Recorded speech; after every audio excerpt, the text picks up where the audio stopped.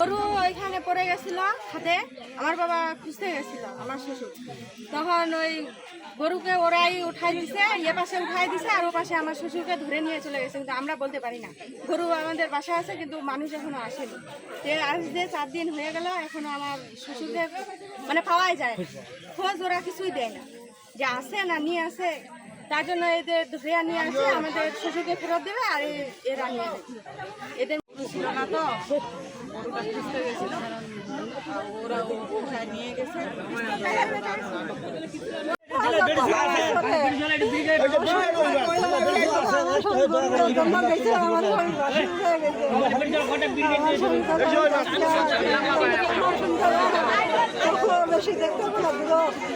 আশি বছর বয়স, গরু নদীর ধারে গেছিল, গরু আনতে গেছিল। আমার শ্বশুর চোখে দেখতে পারে না, কানেও কম শুনতে পারে, এভাবে গেছে গরু আনতে।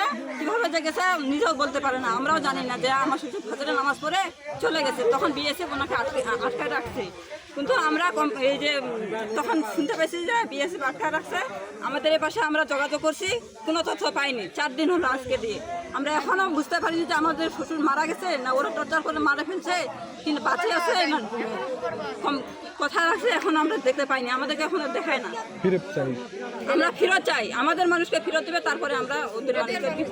আমরা ওদের মানুষের কোনো টর্চার করিনি। এখন বুধবারের ঘটনা সকাল অনুমানিক 8টায় সে ভারতে গরু নিয়ে গেছিল, গরু গেছিল আগের দিনে। তারপরের দিন গরু খুঁজতে গেছে, বর্ডারের পাশে গেছিল, বিএসএফ আসে, নদীর ধারে গেছে, বিএসএফ আসে। তার সে কানে শুনতে পারে না, সে হাঁটতে পারে না, সে গরুর টানে গেছিল, গরুর টানে গেছিল। গরুর টানে যাওয়ার পরে এখন ওরা নিয়ে গেছে।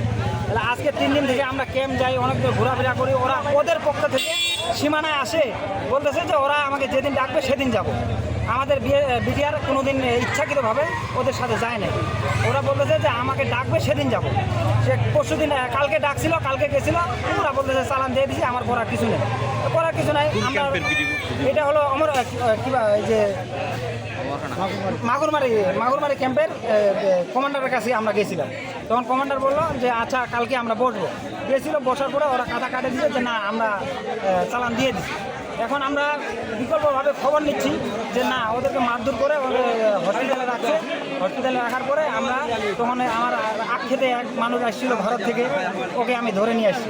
এখন আমরা চাচ্ছি যে ওরা ফেরত দেব, আমরা মানুষটাকে ফেরত দেবো, এটাই আমার বক্তব্য।